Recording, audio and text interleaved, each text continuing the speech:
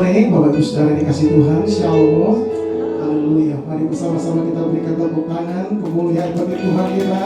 Bersyukur sore hari ini kembali kita boleh bersama-sama kembali bersekutu, beribadah di dalam rumah Tuhan di tempat ini. Mari kita berdoa, kita satukan hati kita. Kita bersama-sama siapkan hati kita di hadapan Tuhan. Bapak, terima kasih buat sore hari ini. Kembali kami bersama-sama umat-Mu Tuhan di dalam rumah Tuhan di tempat ini. Kami boleh datang bersekutu, beribadah, merendahkan diri, mencari akan wajah-Mu. Mari Allah Roh Kudus cengkeram setiap kami dengan kuasa-Mu. Berikan setiap kami hati yang rindu, hati yang haus akan Engkau Bapa. Dan biarlah sore hari ini di saat kami memuji dan menyembah-Mu, biarlah kuasa-Mu bekerja di tengah-tengah kami. Biarlah setiap firman-Mu yang disampaikan, biarlah boleh menjadi kekuatan yang baru bagi setiap kami. Terima kasih Bapa, berkati ibadah sore hari ini. Hanya di dalam nama Yesus kami berdoa dan mengucap syukur. Mari yang percaya bersama-sama kita katakan amin. Haleluya. Sekali lagi shalom. Shalom, salam damai sejahtera Allah yang melampaui segala akal terus tetap tinggal di dalam hati kita untuk selama-lamanya. Amin. Amin. Wajahnya cerah-cerah semua pada sore hari ini. Amin. Hujan suasananya seger ya. Kita di sini karena kita dikasih Tuhan, karena kita disayang sebagai anaknya yang luar biasa. Amin saudara. Kita baca bersama-sama 1 Yohanes 3 ayat 1. Kita baca 1, 2, 3. Lihatlah betapa besarnya kasih yang dikaruniakan Bapa kepada kita, sehingga kita disebut anak-anak Allah. Wow. Jadi anak-anak itu enak loh saudara, benar. Belum ngomong sama papanya, "Pak, oh minta duit," gitu ya. Langsung dikasih duit ya. Ngomong sama mama, "Ma, oh minta makan anakku," betul enggak? Ya, Tuhan itu tahu apa yang menjadi kebutuhan kita, itu Tuhan itu tahu. Betul enggak saudara? Tuhan sudah menyiapkan apa yang keperluan kita ada di depan kita. Kita percaya bahwa Tuhan mengasihi kita begitu rupa. Bahkan kemanapun kita pergi, kita selalu diantar sama Tuhan. Betul nggak saudara? Dipegang. Kalau anak-anak kita mau pergi aja ya, diantar kemana-mana, diantar ya. Tadi pagi ada pemain drum umur 14 tahun, diantar orang tuanya 2, bukan 1, 2 langsung ya. Begitu juga Allah kita ya, yang begitu mengasihi kita. Kita akan diantar, dipegang, dijagai terus oleh Tuhan karena kita adalah anak-anak yang dikasihinya. Luar biasa lah kita. Beri tepuk tangan yang meriah untuk Tuhan kita Yesus Kristus. Kita pujikan satu pujian yang begitu memberkati. Kamu gak perlu ngomong apa-apa, Tuhan itu tahu. Ya, saudara cukup berdoa, Tuhan tahu.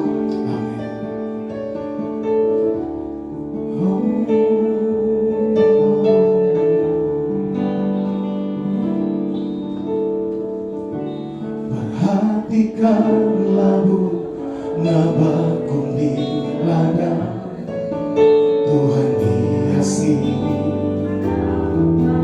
tanpa bekerja. Apalagi kita orang percaya, Tuhan pelihara, Tuhan cukupkan. Perhatikan burung-burung di udara, Tuhan makan tanpa bekerja. Apalagi kita kesayangannya, Tuhan pelihara, Tuhan sediakan. Saat kau perlu, Tuhan tahu. Saat kau minta, Tuhan dengar. Saat percaya, Tuhan bekerja. Saat menangis, Tuhan tahu. Saat berdoa, Tuhan dengar. Saat bersyukur, Tuhan berkati.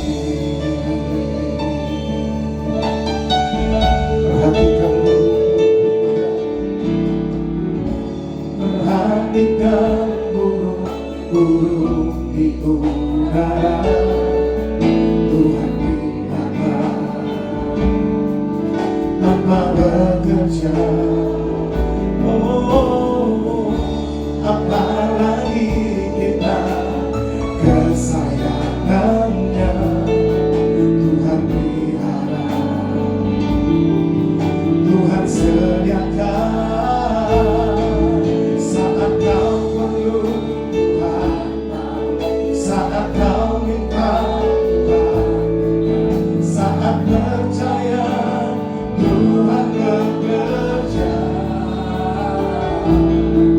saat menangis Tuhan, saat berdoa Tuhan, saat bersyukur Tuhan berkati. Saat kau perlu Tuhan, saat kau minta Tuhan, saat percaya Tuhan bekerja. Oh, saat menangis Tuhan, saat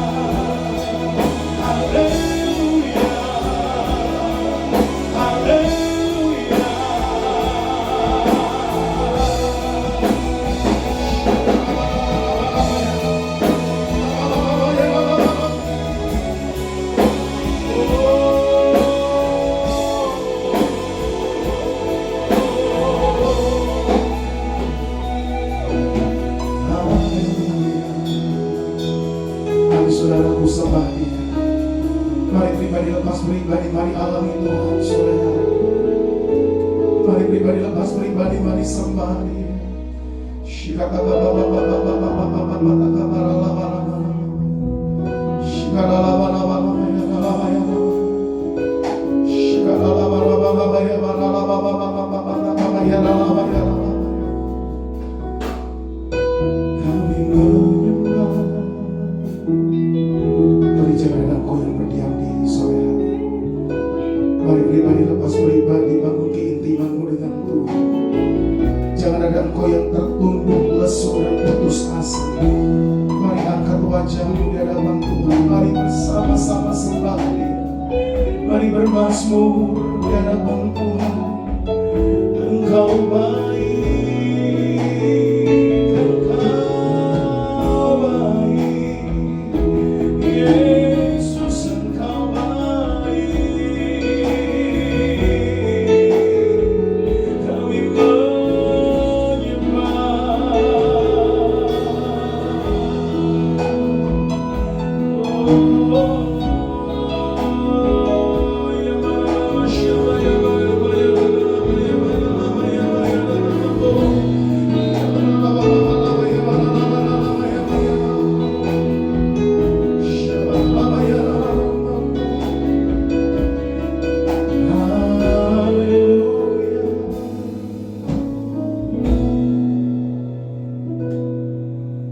sungguh kami kagum akan Engkau Tuhan. Engkau Allah yang Maha Tahu. Bahkan selai rambut kami yang jatuh pun Engkau tahu. Kami kagum akan Engkau Tuhan. Kami bangga punya Allah seperti Engkau Bapa. Kau sungguh indah, tiada darahnya, sungguh menakjubkan, sungguh ajaib untuk dimengerti,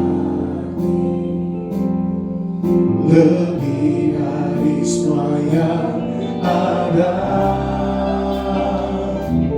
Hikmat-Mu tiada terselangi, kasih-Mu dalam tak terduga. Kau sungguh indah, mulia, mulia dan berkuasa. Mari angkat tanganmu saudara. Ku tahu hormat akan Engkau. Ku tahu hormat akan Engkau. Kau Allah yang baik, dipuji Tuhan. Ku tahu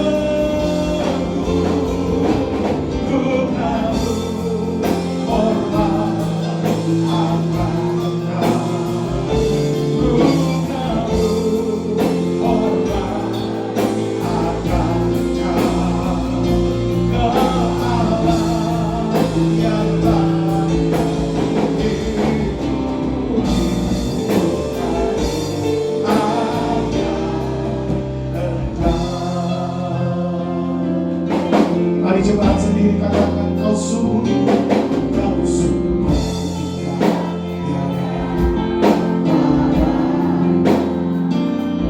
kau sungguh menakjubkan. Mari angkat suaramu, sungguh ajaib untuk dimengerti, lebih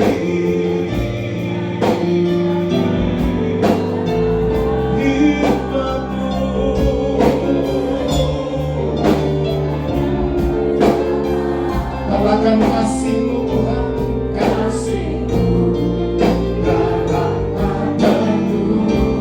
Kau sungguh indah. Amin.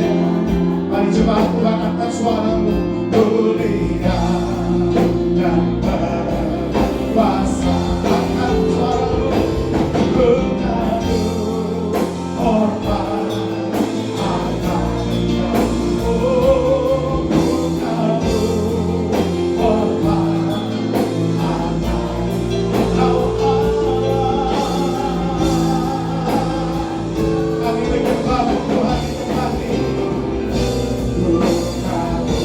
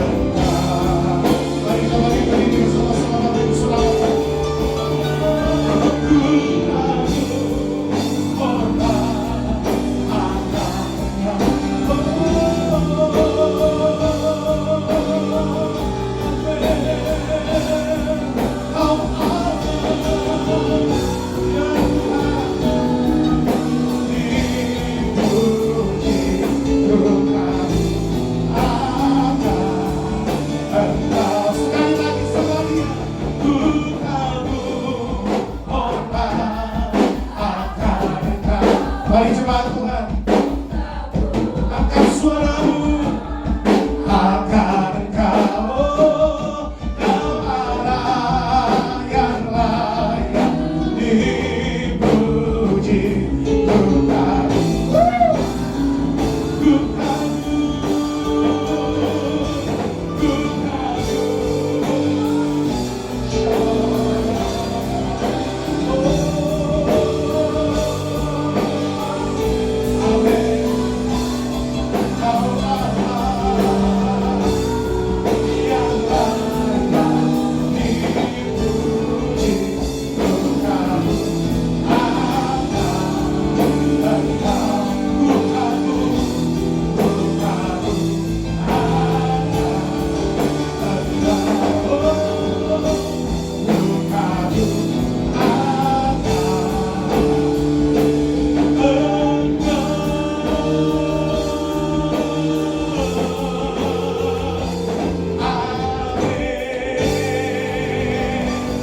Sorak-sorak bagi Tuhan, kami memuji-Mu, kami kagum-kagum Engkau, Kau yang layak dipuji.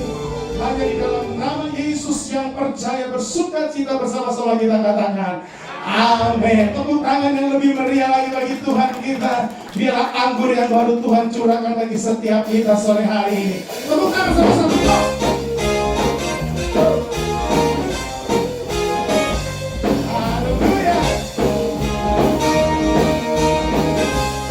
Kudus tercurah, Roh Kudus tercurah di tempat ini.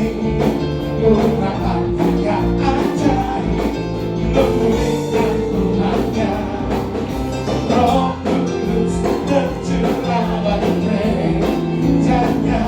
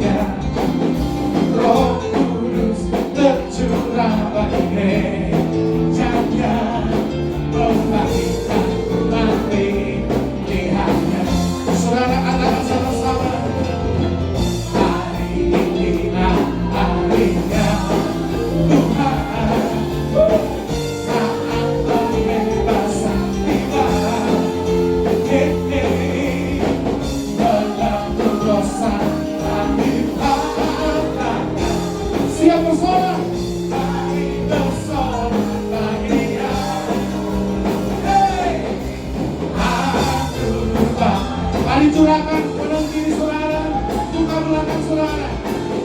Dengan sukacita,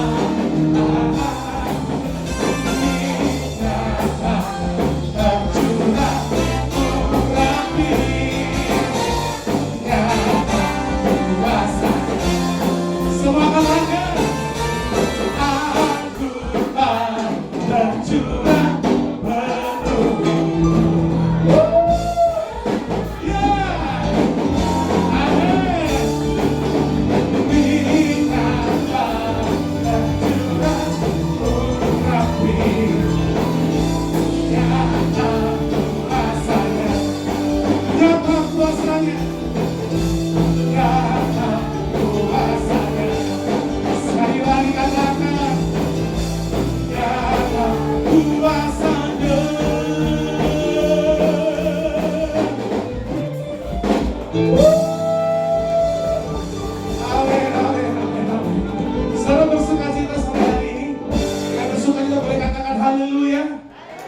Belum semuanya, katakan haleluya. Lambaikan tangan saudara bersama-sama, berikan tepuk tangan sekali lagi bagi Tuhan kita.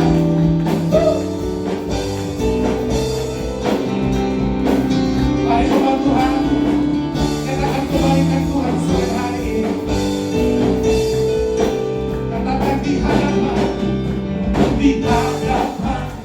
keberkatan-Mu, Tuhan menyembah-Mu, membawa hatiku, ya, membawa hidupku. Ku teringat kasih setia-Mu di dalam yang langkahku. Oh, sungguh engkau.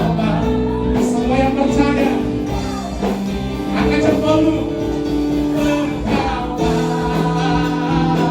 Semuanya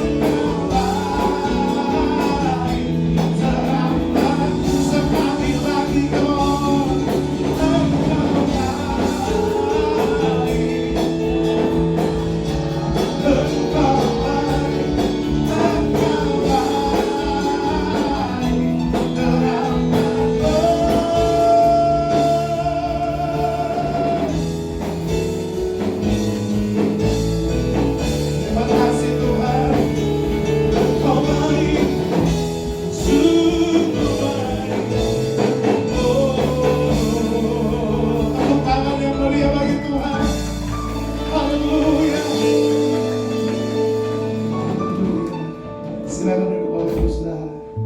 Puji nama Tuhan. Dari beri kesempatan untuk kita boleh bersama-sama memberikan persembahan bagi pekerjaan Tuhan di tempat ini, di mana persembahan kita yang pertama kita bersama-sama mendukung untuk acara Natal Gereja Tuhan di tempat ini. Mari kita satukan hati, kita berdoa bersama-sama. Bapak, terima kasih kalau sore hari ini setiap kami diberi kesempatan untuk kami boleh mendukung bersama-sama untuk acara Natal gerejamu di tempat ini. Biarlah apa yang kami tabur, apa yang kami beri, semuanya hanya untuk kemuliaan nama-Mu. Jamah setiap hati kami untuk kami boleh mempersembahkan yang terbaik hanya bagi kemuliaan-Mu. Terima kasih Bapa, berkati setiap umat-Mu yang sudah mempersembahkan yang terbaik. Dalam nama Yesus kami berdoa. Haleluya. Amin. Mari kita datang lebih dalam lagi di hadapan Tuhan bersama kita memberikan persembahan kita.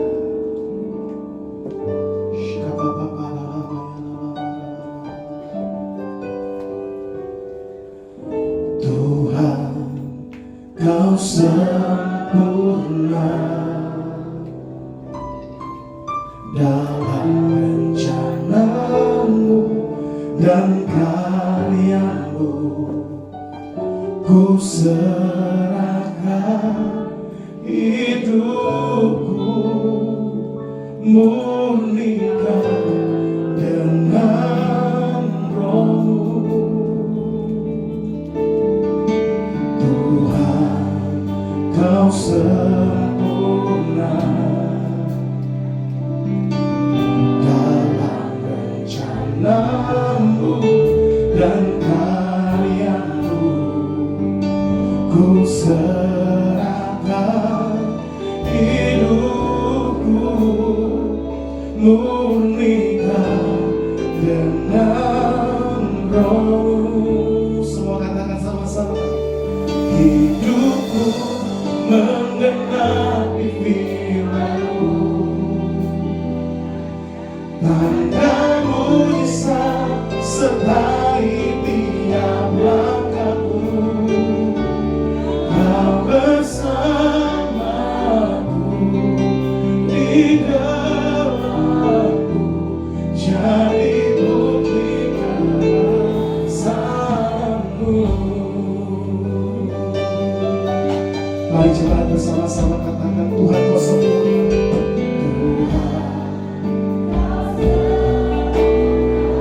Naikkan dengan segenap hati saudara.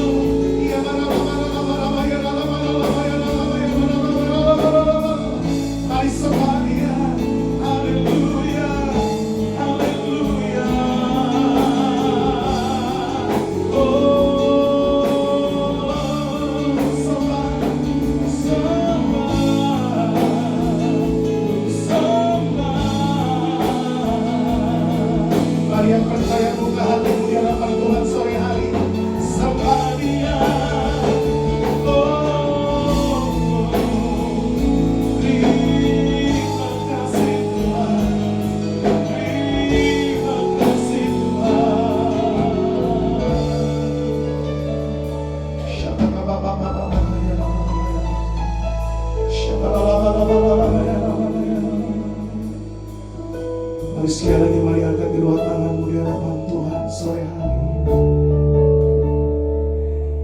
Hidupku mengenali firman-Mu.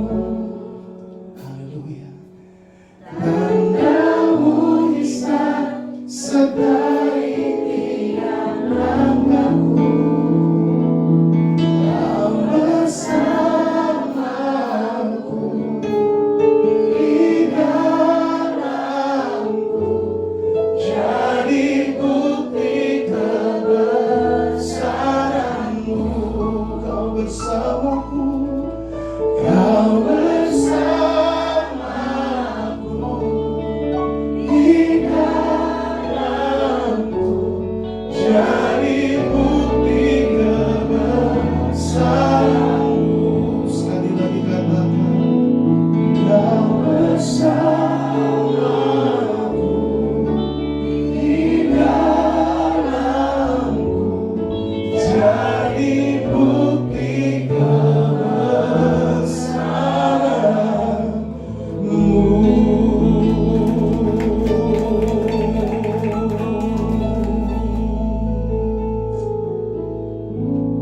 Sungguh Tuhan, Engkau dahsyat.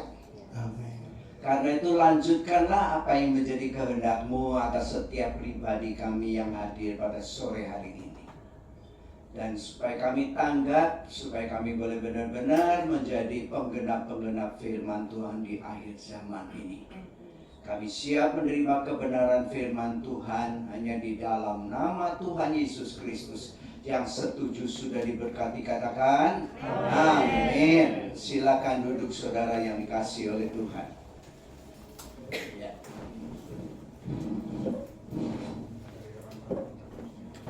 Ya, puji Tuhan saudara yang dikasihi oleh Tuhan. Tanpa terasa kita sudah di bulan November, ya. Tinggal 1 bulan kita akhiri tahun 2022. Dengan pandemi kurang lebih 32 bulan, ya. Hampir 3 tahun. Biarlah suatu pelajaran buat kita. Terlebih kalau kita sudah bisa kembali ke kebaktian seperti semula. Tapi pola pikir kita jangan seperti yang dulu-dulu lagi. Ya, kenapa? Kalau saudara senantiasa ingin seperti yang dulu-dulu lagi, tandanya saudara tidak mau dibawa maju oleh Tuhan. Ya. Contoh kalau saudara perhatikan saja, ya, kalau orang sekolah. Kalau namanya sudah liburan panjang, masuk tahun pelajaran baru, pelajarannya sama atau baru? Baru. Nah, kalau yang sama, nggak naik kelas ya. Kalau saudara naik kelas pasti dapat sesuatu yang baru. Lebih-lebih liburan panjangnya bukan kebetulan. Ya, hampir 2 tahun lebih benar-benar kita tidak bisa beribadah dengan bebas. Nah, kalau itu Tuhan sampai izinkan, tandanya Tuhan punya maksud. Karena gereja Tuhan, kalau kita mau jujur saudara, seharusnya virus corona sama Injil itu hebat mana sih? Injil ya.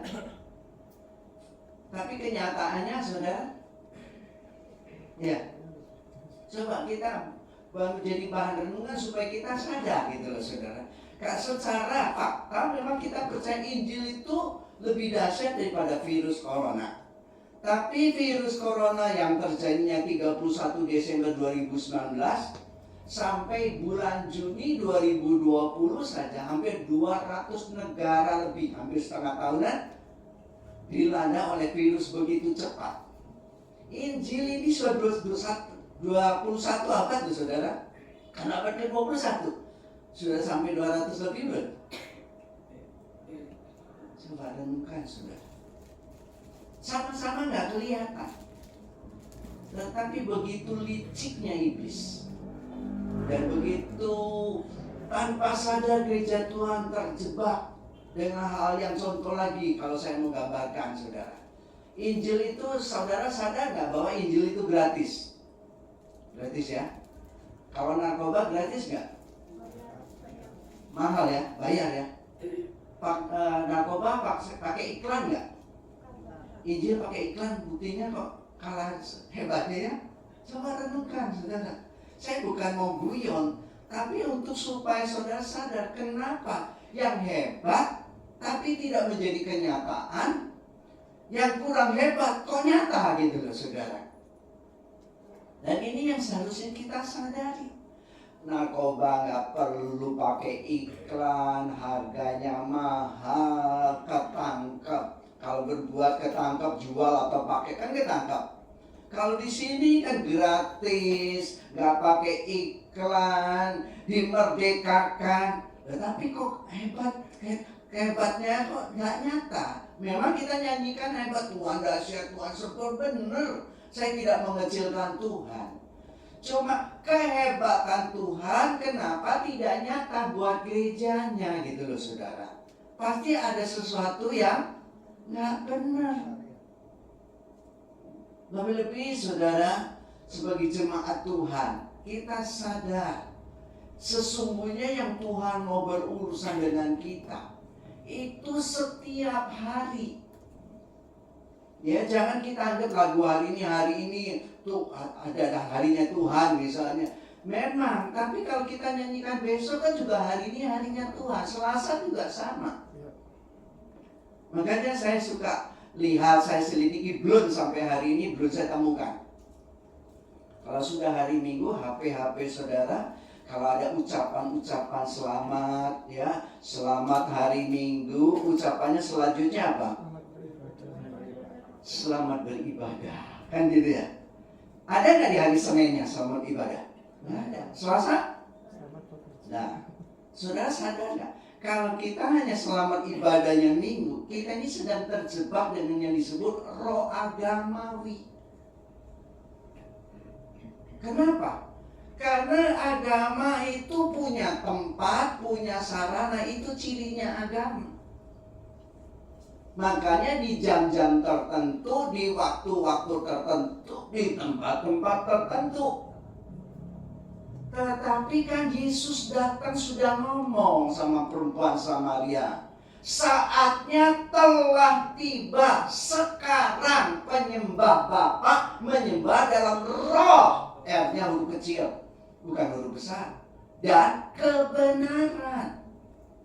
Lebih dipertegas oleh Paulus dalam Roma 12 ayat 1. Persembahkanlah tubuhmu yang hidup, kudus, dan berkenan, itu ibadah yang sejati. Lah kalau sampai ada sejati, pasti ada yang tidak sejati.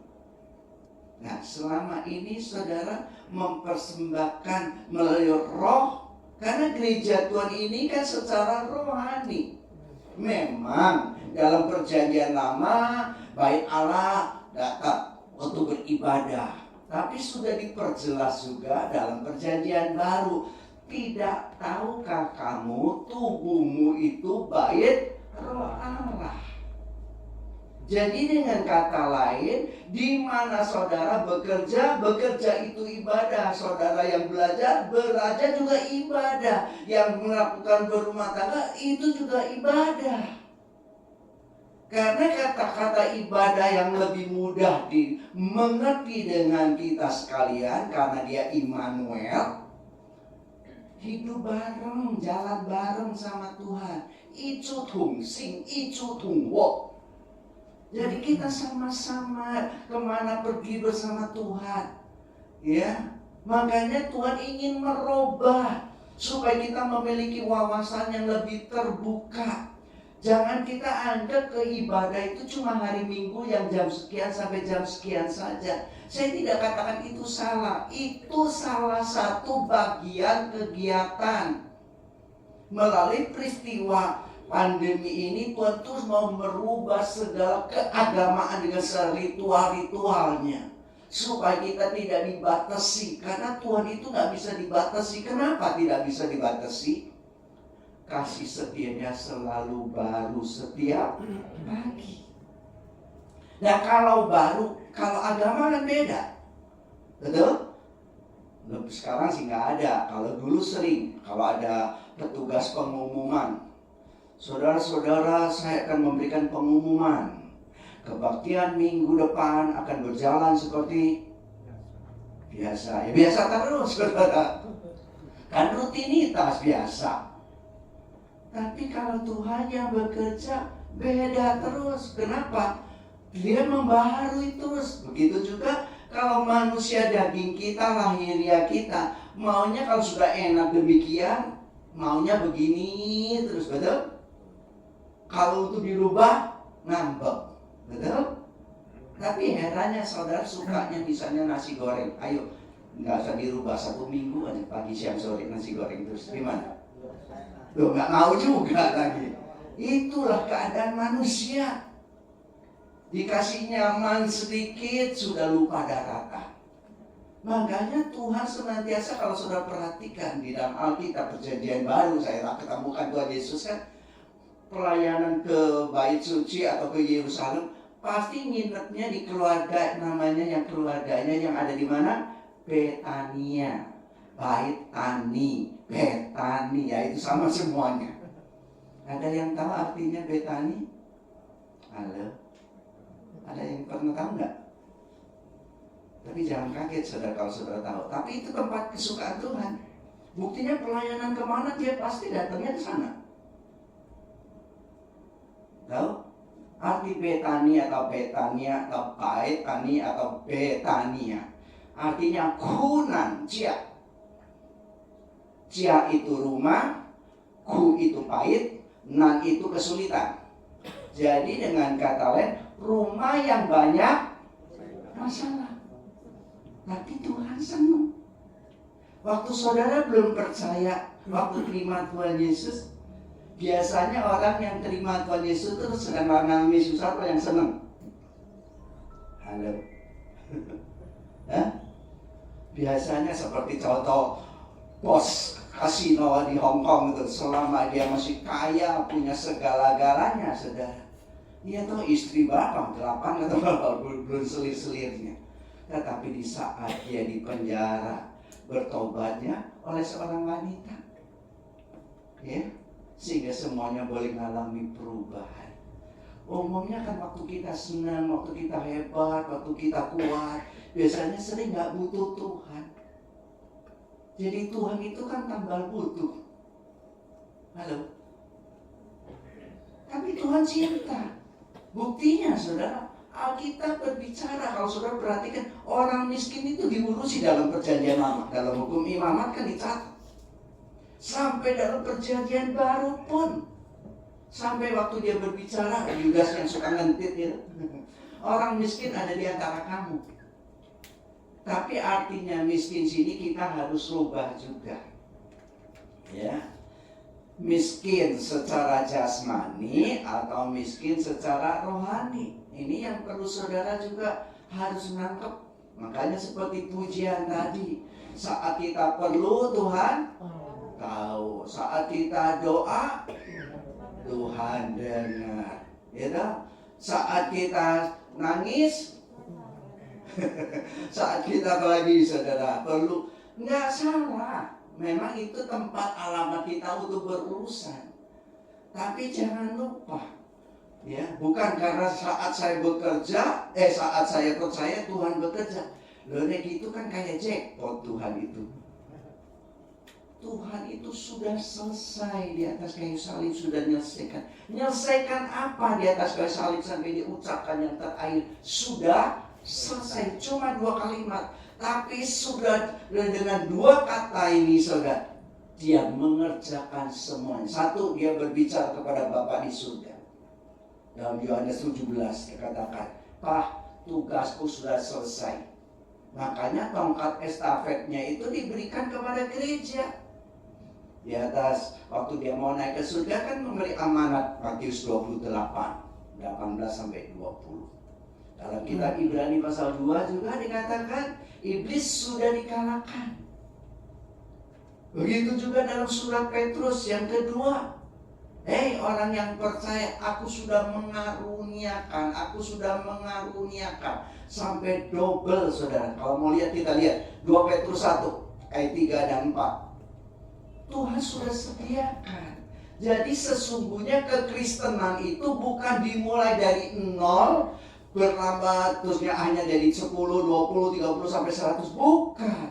Hidup kekristenan itu dimulai dari 100%. Untuk membuktikan 100% itu, maka kerjakanlah keselamatanmu untuk membuktikan bahwa yang ada itu benar-benar ada. Ya, kita baca dulu 2 Petrus 1 ayat 3 dikatakan, karena kuasa ilahinya telah sudah menganugerahkan kepada kita apa? Segala sesuatu. Lah kalau segala sesuatu, kalau namanya persentase bisa disebut 100% nggak? Segala sesuatu yang berguna, bukan asal-asalan, tapi yang berguna untuk bagaimana hidup yang bagaimana? Hidup saleh, hidup kudus, hidup benar, hidup yang menyenangkan hati Tuhan. Nah, kuncinya sekarang oleh pengenalan kita akan Dia. Kalau kita punya kata-kata bahasa di Indonesia, tak kenal maka tak sayang. Tapi kalau di dalam firman Tuhan sebaliknya. Kalau saudara tak sayang, maka saudara tak akan kenal. Beda ya. Kalau manusia tak kenal, kata sayang. Tapi kalau di dalam Tuhan sebaliknya. Engkau perlu mengasihi dulu karena Dia sudah terlebih dahulu mengasihi kamu. Ya, kasih agape yang dari Tuhan, itulah yang kita lakukan bersama dengan Tuhan. Supaya apa? Supaya kita tidak terikat dengan roh agamawi yang ada di dalam hukum Taurat. Karena dalam hukum Taurat kan dikatakan kasihlah sesama manusia seperti dirimu sendiri. Tapi Yohanes 13:34 sudah memberikan perintah baru. Aku memberi perintah baru supaya engkau saling mengasihi seperti aku telah mengasihi kamu. Sampai diulangi dalam Yohanes 14, 21, 23. Kalau engkau saling mengasihi, maka Bapa di surga juga mengasihi kamu. Ya, lanjut kita lihat. Yang tadi belum selesai. 2 Petrus 1 ayat 3. Ya, 2 Petrus 1 tadi ayat yang ketiga dan 4 belum selesai.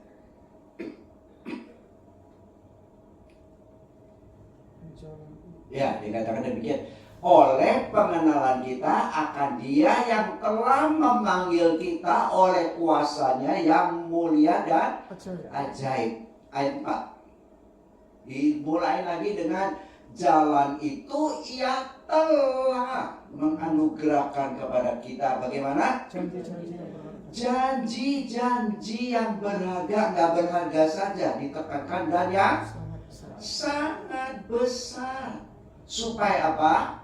Supaya olehnya kamu boleh mengambil bagian dalam kodrat ilahi. Dengan kata lain, supaya kamu bisa keluar dari roh agamawi, kamu hidup dalam roh. Supaya engkau hidup dalam kodrat ilahi, kehidupan rohaninya. Ya, jadi bukan hanya lahiriah saja yang minggu bisa ke gereja, bisa pelayanan, bisa aktivitas. Bukan soal itu saja. Ya. Supaya apa kita hidup dalam kodrat ilahi, luput dari hawa nafsu duniawi yang membinasakan dunia. Dengan kata lain, kalau kita hidup dalam kodrat ilahi, nggak gampang jatuh dalam dosa. Kan tadi sudah dibacakan 1 Yohanes 3 ayat 1. Karena kasih karunia-Nya kita bisa disebut anak-anak Allah. Nah, disebut anak-anak Allah, namanya anak. Ya, itu karena ada benih Bapa yang ada dalam anak itu. Makanya disebut anak Allah. Memang Allah tidak beranak, ya, tetapi kelahiran anak ini secara rohani. Buktinya juga tangga nggak ada beranaknya bisa anak tangga, kunci juga nggak beranak bisa anak kunci, ya. Jadi dalam hal ini saudara berbicara ada kehidupan, karena Bapa itu artinya sumber hidup.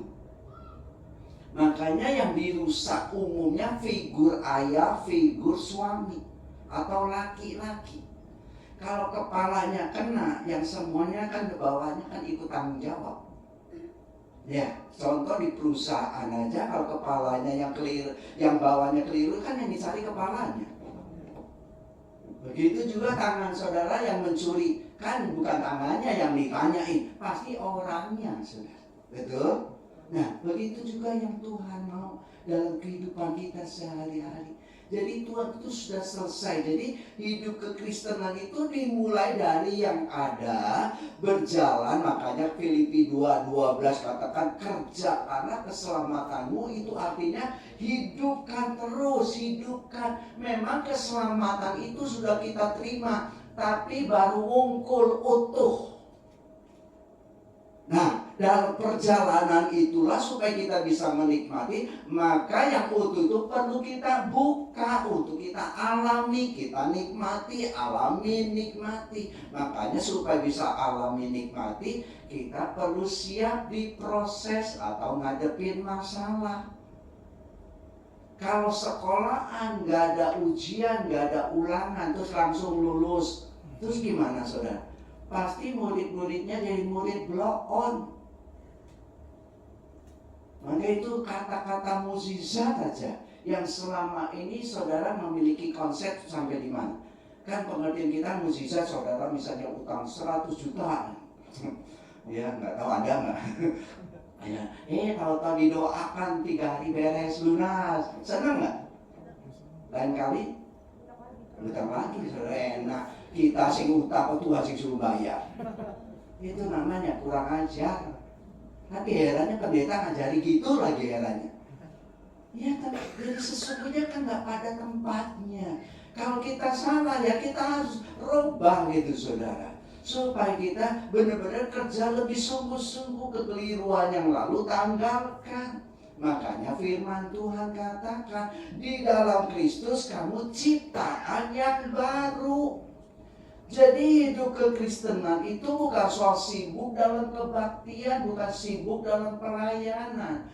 Perubahan hidup apa yang dialami dalam kehidupan kita sehari-hari. Ini baru permulaan sudah. Sekarang intinya sesuai dengan janji 2 bulan yang lalu. Masih ada yang ingat gak ya? Saya janji apa ya? Gak ada yang ingat pasti saudara. 2 minggu lalu aja lupa, lebih-lebih 2 bulan yang lalu. Saya menjanjikan tentang membahas tentang Betani. Ya, kita akan sama-sama lihat di dalam Yohanes pasal 12. Yang tadi saya sudah awali, itu menjadi kesukaan Tuhan. Ayat 1 kita lihat sampai ayat yang ketiga. Yohanes 12 dikatakan 6 hari sebelum Paskah Yesus datang ke Betania, tempat tinggal Lazarus yang dibangkitkan Yesus dari antara orang mati. Kita temukan di sini Yesus sama namanya Lazarus. 2. Di situ diadakan perjamuan untuk dia dan Marta melayani. Kita temukan Marta melayani. Sedang salah seorang yang turut makan dengan Yesus adalah Lazarus. Lazarus melayani nggak? Makan bareng. Ya, lanjut 3. Maka Maria, kita temu nama yang ketiga. Maria mengambil setengah kati minyak nafas murni yang mahal harganya, lalu meminyaki kaki Yesus dan menyekanya dengan rambutnya. Dan kita tahu rambut itu berbicara mahkota, saudara. Kalau dia sampai rela menyeka, kan tandanya kan rambut kan di kepala, kaki itu kan di bawah. Jadi tandanya kan dengan merendahkan hati. Bayangin mahkota saudara ngelap kaki. Ini bedanya apa? Dan bau minyak semerbak itu di seluruh rumah itu. Nah, kita lihat ada 3 tokoh, Marta, Maria, Lazarus. Nanti saya gambarkan itu roh jiwa tubuh. Kalau saudara milih yang mana? Yang Marta, yang Maria, atau yang Lazarus? Halo? Hah? Tidak apa-apa, salah tetap boleh pulang ya. Apa? Lazarus. Ya, satu Lazarus, yang Lazarus angkat tangan.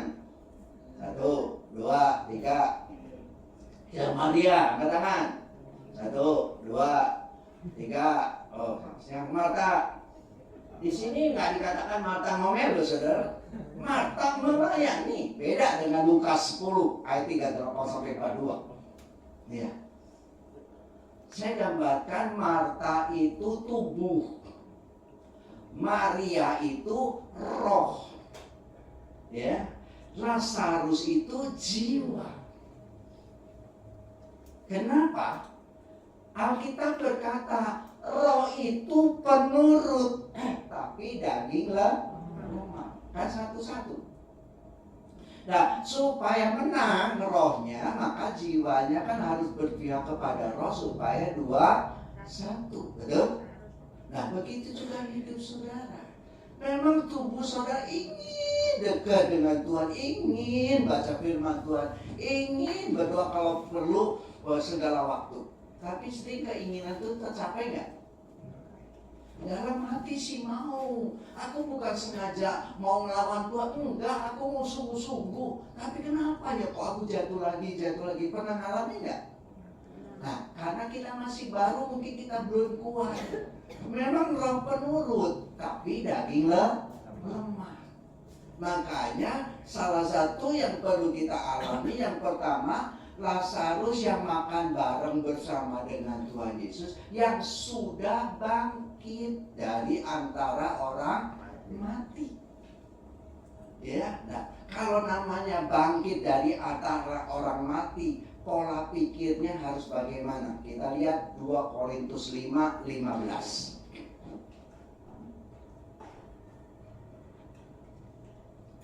2 Korintus 5:15. Dan Kristus telah mati untuk semua orang. Saudara, orang bukan? Ya, tandanya semua orang, termasuk yang di luar orang ya. Jadi orang di sini bukannya orang percaya, semua orang. Supaya mereka yang hidup karena sudah dibangkitkan dari antara orang mati. Kan waktu kita percaya kan dibangkitkan. Hidupku bukan aku lagi, tapi Kristus. Nah, kalau hidupnya Kristus, apa kelanjutannya? Dikatakan hidup tidak lagi hidup untuk dirinya sendiri, tetapi untuk Dia yang telah mati dan telah dibangkitkan untuk mereka yang sudah mati tapi bangkit. Karena orang yang hanya sampai batas beragama itu cirinya egois. Kenapa? Karena agama nggak ada di surga, agama kan datangnya dari dunia. Nah, selama ini kita terjebak dengan agama. Nggak salah karena kita masih injek bumi, nggak masalah. Tapi itu cuma sarana saja, hitam di atas putih, nggak liar bahwa kegiatan ini ada wadahnya yang jelas. Tapi untuk keluar yang kita kenal dengan organisasi. Tapi ke dalamnya nggak bisa diatur dengan organisasi. Seharusnya diatur dengan organisme, anggota banyak tapi satu tubuh. Seperti gereja mula-mula, saling melengkapi.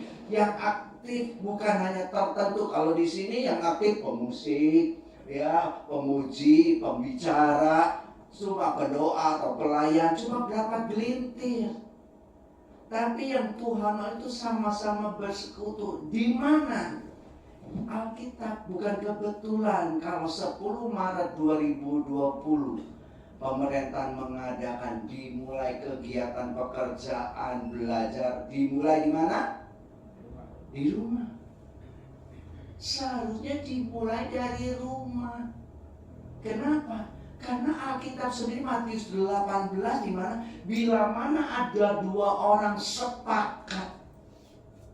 Nah, yang paling gampang sepakat itu kan suami istri.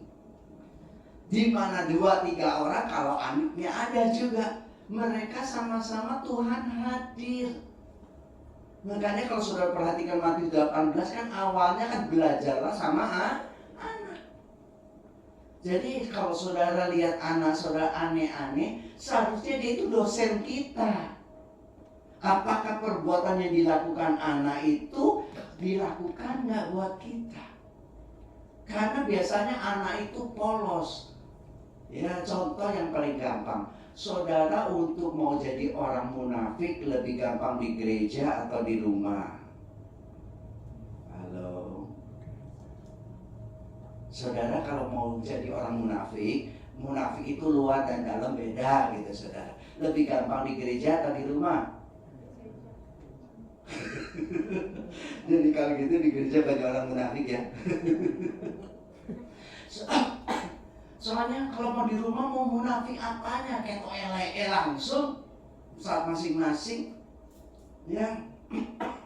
Maka itu saudara, ini yang Tuhan ingin mengingatkan buat kehidupan kita. Supaya kalau kita benar-benar dimulai didandani dari dalam dengan benar, maka dimanifestasikan keluar. Makanya yang pertama Lazarus sudah bangkit. Itu baca nanti di dalam Yohanes 11 ya.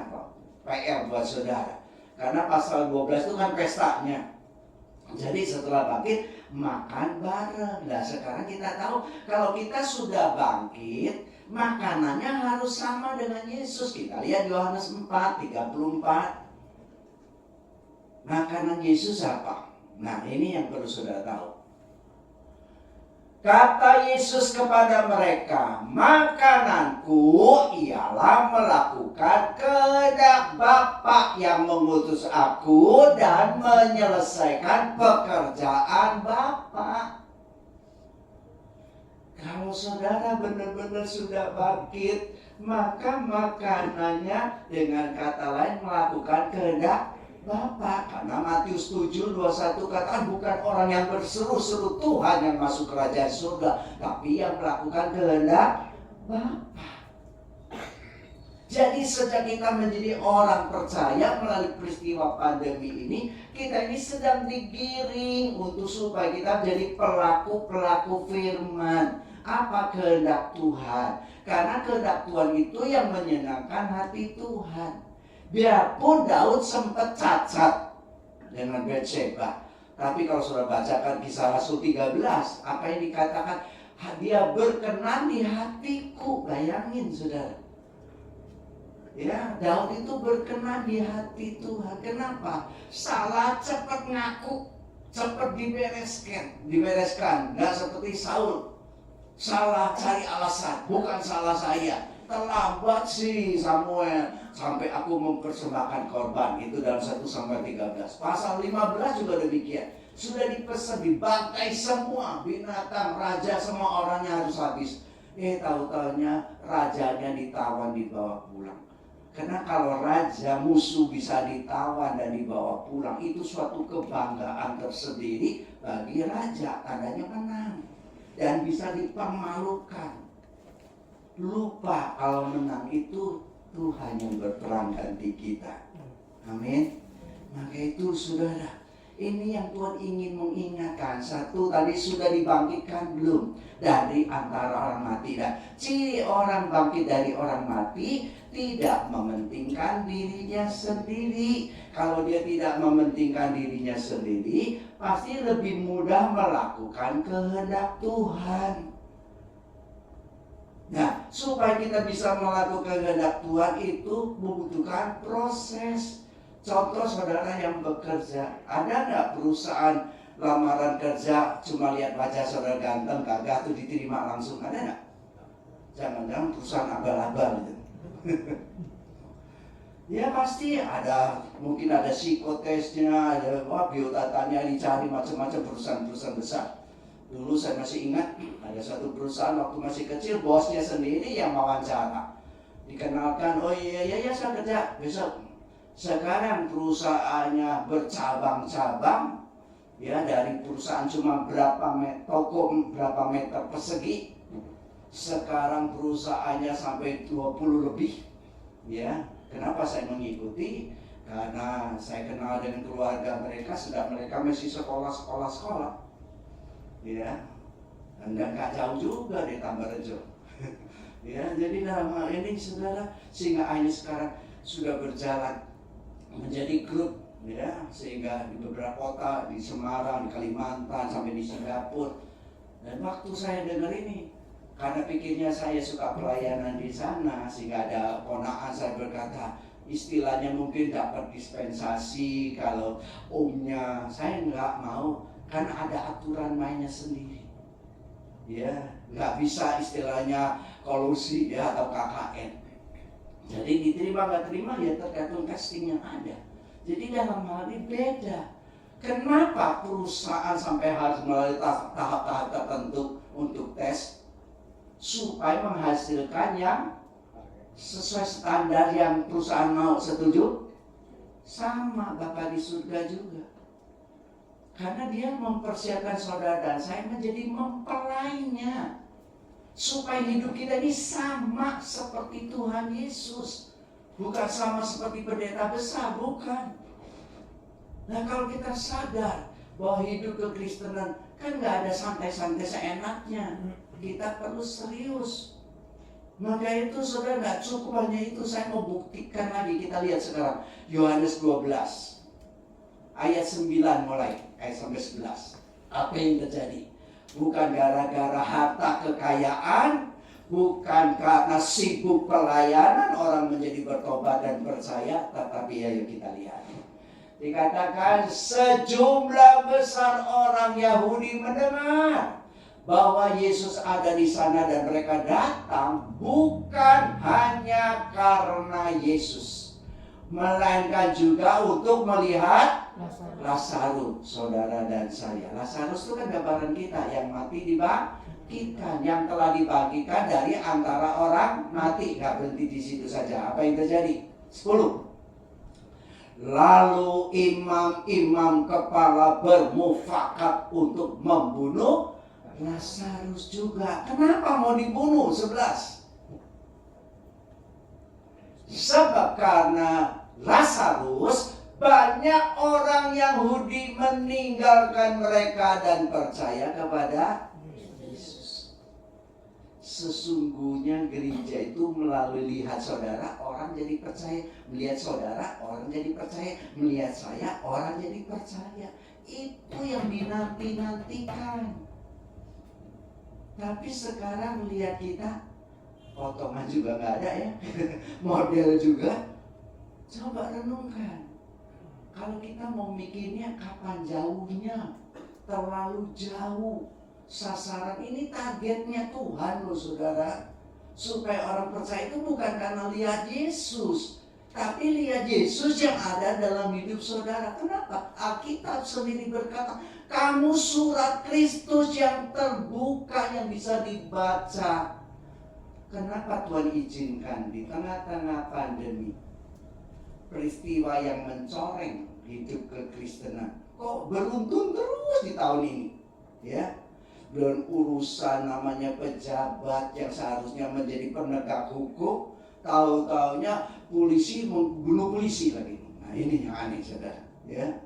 Diadili oleh polisi, diselidiki oleh polisi, ya. Tapi yang hilang CCTV dikatakan, ya. Itu anehnya. Begitu juga dia di gubernur, tahu-taunya dananya buat beli apa? Main kasino. Belum sampai itu lagi, nggak nyusul lagi pembunuh pendeta muda lagi saudara. Belakangan ini kalau sampai benar yang begitu keranjingan artis ya berubah karena keyakinan yang lain lebih kudus. Bayangin kenapa Tuhan izinkan hal itu terjadi. Di sisi lain kita memang dengar, saudara-saudara, saya di saat saya meyakini dengan keyakinan saya, dia yang namanya Tuhan Yesus berjumpa dengan saya sehingga saya akhirnya bertobat dan diselamatkan. Banyak ya kasus-kasus itu. Kita senang nggak? Senang. Tapi di sisi lain seharusnya kita ini nangis, saudara. Di sisi lain kita seharusnya malu. Disuruh kamu yang kerja, kamu nggak kerja, terpaksa aku turun tangan sendiri. Gitu loh saudara. Ini yang Tuhan ingin ingatkan kita. Maka itu saudara, kalau kita nggak sadar-sadar terus, Saya percaya kalau saya tanya kepada saudara, pasti saudara jawabnya nggak mungkin keliru. Saudara yang hadir petang hari ini, saudara pasti percaya Tuhan Yesus ya? Perlu Tuhan Yesus ya?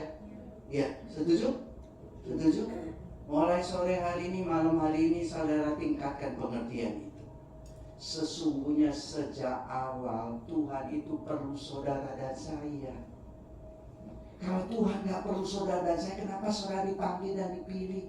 Ibu-ibu kalau belanja ke pasar, pilih sayur, pilih buah, apa karena di rumah nganggur? Kenapa pilih? Perlu.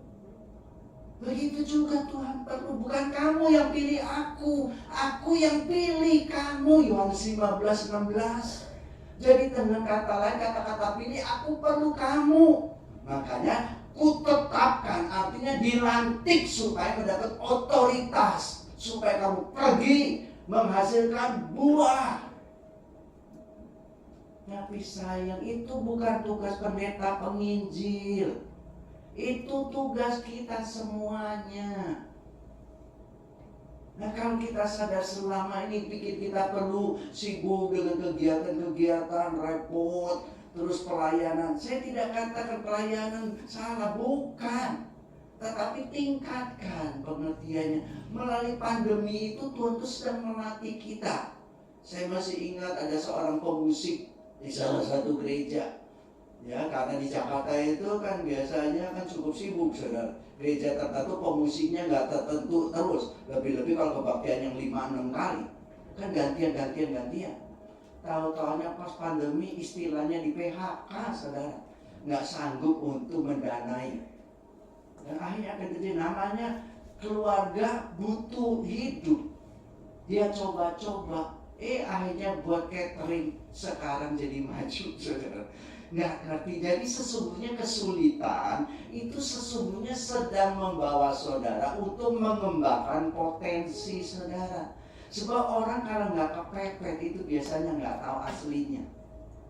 Ya, makanya ini yang Tuhan inginkan dengan dipepet masalah, musibah, bencana, problem, krisis. Tujuannya supaya kita ini menghasilkan sesuatu yang indah seperti santan. Hasilnya kan hasil beras. Jadi mukjizat, milikilah pandangan seperti pandangan Tuhan. Mukjizat yang Tuhan mau itu proses, bukan instan. Kan yang maunya instan, mie instan, kopi instan, susu instan. Itu maunya manusia. Bayangan Abraham 25 tahun, saudara, untuk nantikan Ishak. Begitu Yusuf dapat pernyataan sampai umur 16 sampai atau 17 sampai 30 tahun. Begitu Daud juga. Dan banyak semuanya tokoh-tokoh, lebih-lebih Musa 40 tahun bisa dipakai Tuhan. Kenapa? Supaya mental Mesirnya dihabisin, supaya benar-benar dikatakan setiap tokoh-tokoh yang dalam Alkitab. Kalau saudara perhatikan kerjaannya apa coba? Musa, Yusuf, Daud, kerjanya apa? Gembalakan kambing domba. Itu cirinya itu. Jadi dengan kata lain, belajar sama domba. Cirinya domba cuma 2. 1, kalau nggak dituntun sesat. 2, nggak punya senjata untuk membela diri. Itu cirinya domba. Loh, kok kita digambarkan domba Tuhan, domba Allah? Supaya ngikuti gembala. Kalau saudara sebagai dombanya Tuhan benar ngikuti gembala, ikut gembala, Tuhan gembalaku, takkan kekurangan aku. Ada yang amin sambil tegang. Ya, kalau kita jadikan dia Tuhan, gembala kita, nggak akan kekurangan. Maka itu saudara, hayo petang hari ini, ya waktu bosan ini sudah habis, saudara. Tetapi saya ingin supaya saudara mulai sadar bahwa hidup kekristenan itu bukan dari sisi Tuhan ke kita lagi. Seharusnya gereja Tuhan itu sudah terima. Buktinya Efesus 1. Sebelum selesaikan, coba Efesus 1 ayat 3 tadi kenapa saya katakan sudah selesai atau komplit atau 100%. Efesus 1 ayat 3 nanti kita lihat 22, 23 kelanjutannya.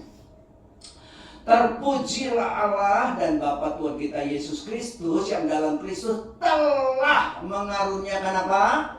Kepada kita bagaimana? Segala 100% ya, berkat rohani di dalam surga dengan istilahnya tumplek blek gitu saudara. Dan akhirnya kita lihat 22. Dan segala sesuatu telah diletakkannya di bawah kaki Kristus. Dan dia, yaitu Kristus, telah diberikannya kepada siapa? Saudara dan saya. Saudara jemaat bukan?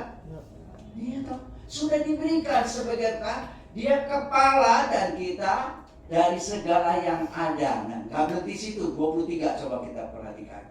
Jemaat yang adalah tubuhnya, yaitu kepenuhan dia yang memenuhi semua dan segala sesuatu. Saya tambahkan satu ayat lagi, Roma 8:32. Kita kenal ayat 31-nya. Bersama Tuhan, siapakah lawan kita? Guru sekolah minggu ajarin anak-anak berkata apa? Tidak ada. Nah, ini 32-nya coba perhatikan. Ia yang tidak menyayangkan anaknya sendiri, tetapi ia menyerahkannya bagi kita semua. Jadi dengan kata lain, Tuhan Yesus dan kebutuhan hidup saudara lebih berharga mana? Nah, kebutuhan hidup saudara dari saudara percaya sampai saudara mati atau dipanggil Tuhan, kebutuhan saudara dengan Yesus lebih berharga mana? Lebih berharga siapa? Yesus. Yesus yang berharga saja sudah diserahkan buat kita. Bagaimanakah mungkin ia tidak mengaruniakan segala sesuatu kepada kita bersama-sama dengan dia? Dengan kata lain, kalau Yesus saja berani Bapa surgawi kasihkan buat manusia, masa keperluan saudara segala sesuatu kepada kita itu dia nggak sertakan juga? Coba renungkan saudara, sesungguhnya sudah. Sekarang saya mau tanya, kita ini yang sudah berkeluarga, papa mama. Kalau tadi kan ada, tadi Ibu Gembala kan kata, ya kalau kita minta papa minta duit, papa kasih duit, minta mama makan, kasih makan. Nah, waktu papa ngasih duit, mama ngasih makan, itu duitnya dicari-cari dulu, masak dulu, mama baru kasih makan nggak? Halo? Enggak tuh. Namanya papa mama, dia tahu kebutuhan anak sudah dipersiapkan. Ini perlunya, biarpun nggak minta pun akan dikasih. Jadi bukan karena makan, ya sebentar ya tunggu, masak dulu, baru ngasih makan. Kan bahasanya kan begitu. Di saat kau percaya, Tuhan berkati. Di saat engkau berdoa, Tuhan baru bekerja. Loh, kalau gitu kan kita ini yang nyetel Tuhan, saudara. Tuhan itu sudah sediakan buat kita. Karena selama ini saya perlu Tuhan, dan itu membuat buta. Kenapa? Selama konsep kita fokusnya kepada diri sendiri, kita nggak tahu kepedulian kita kepada yang lain. Tujuan kita dipanggil Tuhan. Tapi di saat kita sadar bahwa kita ini diperlukan Tuhan, maka waktu kita mengerti pikiran perasaan Tuhan, karena sudah dibangkitkan, satu, makanannya sama, ya, dan yang ketiga menjadi surat Kristus yang terbuka, bikin orang lain percaya bukan karena Yesus saja. Lihat hidup tingkah laku anak Tuhannya, sehingga mulai kehidupannya sudah di tempat kerjaan menjadi saksi hidup, di rumah jadi saksi hidup. Jangan seperti ini contoh. Bukan saya mau menjelekkan, tetapi ini suatu contoh menjadi suatu pelajaran. Karena saya dengar sendiri, salah satu tante daripada istri saya, yaitu salah satu jemaat dan dia majelis. Dan pas suatu saat ada pemberkatan nikah di gereja. Ya, pemberkatan, apa yang terjadi? Gembalanya kan ngajarin gini-gini ini, harus hati, harus ini, saling mengasihi, kan biasalah upacara pernikahan. Akhirnya dikatakan saling mengasihi. Ibu gembalanya di belakang tadi malam ngablok aku. Bayangin saudara. Ini pendetanya, gembalanya sedang khotbah untuk bimbing jemaat yang mau masuk dalam pernikahan. Ibu gembalanya yang di belakang duduk sama tante daripada istri saya. Dia mau tadi malam habis mempeleng saya. Jadi dengan kata lain, kan nggak cocok ngajarin, ya istilahnya gajah pakai belangkon gitu. Atau gajah yang becak gitu aja, kita bohongin sudah nggak mungkin bisa dinaikin gajah. Jadi dalam hal ini satu pelajaran buat kita. Saya bukan mau menjelekkan, tetapi ini suatu pelajaran sesuai pujian tadi. Kita jadi penggenap. Kalau penggenap itu kan harus sama dengan kemauan Tuhan Yesus. Ya, ayo, bukan kebetulan, nggak usah jauh-jauh. Lihat contoh yang di depan. Itu depan apa ya? Tahu nggak di depan itu bangunan apa? Rumah sakit. Pasti saudara yang tinggal di daerah sini kan tahu loh. Dulu apa Semoga ini? Enggak. Dulu kan kecil ya. Disebutnya Tambahrejo, bukan Suwandi. Dan sekarang setelah bangun, belakangnya lagi dibangun lagi, betul? Itu secara fisik. Kenapa? Kalau di tempat itunya sepi, dibangun terus nggak? Enggak, kan? Karena maju nggak cukup, kan digedein, gede. Begitu juga yang Tuhan mau. Sesungguhnya Tuhan perlu saudara. Cuma untungnya karena dia nggak sabaran ya dia turun tangan ke yang tertentu. Tapi kita dikasih tanggung jawab, jangan lupa. Amin. Amin. Ayo ingat Bapak Gembala almarhum Pak Harso dulu. Ya, tujuan kenapa? Karena di dalam pelayanan bagaimana kelepasan, inner healing dan hal yang lainnya. Sehingga dia ingin supaya jemaat yang bisa dibimbingnya.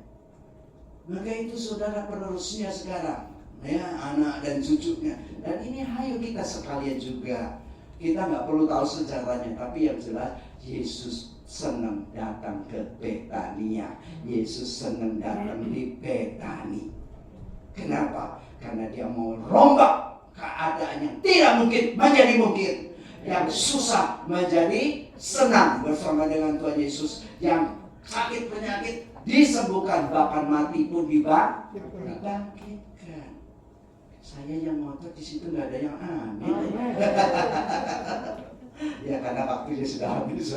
Ya nggak apa-apa, tetapi saya hanya mengingatkan. Tugas saya kan mengingatkan. Ya, ayo saudara, libatkanlah dirimu. Bukan soal kalau di dalam gereja seperti katakan, ayo kita terlibat pelayanan supaya kamu diberkati Tuhan. Pernah dengar nggak? Ayo ikut pelayanan supaya kamu diberkati. Itu kata-kata nggak benar saudara. Karena sudah diberkati maka kita pelayanan. Karena Tuhan itu sudah selesai, sudah disediain. Tadi 2 Petrus 1 ayat 3 dan 4. Kalau kita mengerti, nggak ada alasan untuk saudara menolak. Kenapa? Perlengkapannya sudah disediain, cuma tinggal mau Tuhan mampukan. Mari kita berdoa. Bapa yang penuh kasih dalam nama Tuhan Yesus, kami berdoa buat jemaat Betani di Tambahrejo ini, sehingga apa yang sudah Engkau tanamkan beban kepada hamba-Mu Pak Harso almarhum, biar itu boleh termotivasi dibawa terus buat jemaat tempat ini, sehingga dari tempat ini muncul orang-orang yang siap dipakai Tuhan, sehingga kami tidak terjebak dengan hal-hal yang rutinitas, tetapi kami boleh dibawa dalam hal-hal yang selalu dibaharui, sehingga kami boleh terlibat di dalam rencana dan kehendak-Mu, sehingga kami tahu posisi kami, sehingga kami bisa berfungsi dan menghasilkan prestasi seperti yang Kau kehendaki. Biar pakai semua orang yang hadir pada petang hari ini, sehingga mereka juga senantiasa boleh lebih hari berkenan. Apa yang menjadi pergumulan mereka, yang lemah boleh menjadi kuat kembali, yang sakit sembuh dalam nama Yesus, yang susah mendapat penghiburan, dan yang punya persoalan menemukan jalan keluar di dalam Tuhan Yesus Kristus, dan memberkati pelayan-pelayan Tuhan di tempat ini, sehingga mereka boleh berfungsi dan menyenangkan hati Tuhan. Terpuji pada nama-Mu, dalam nama Tuhan Yesus Kristus kami sudah berdoa dan mengucap syukur. Yang setuju katakan, tepuk tangan.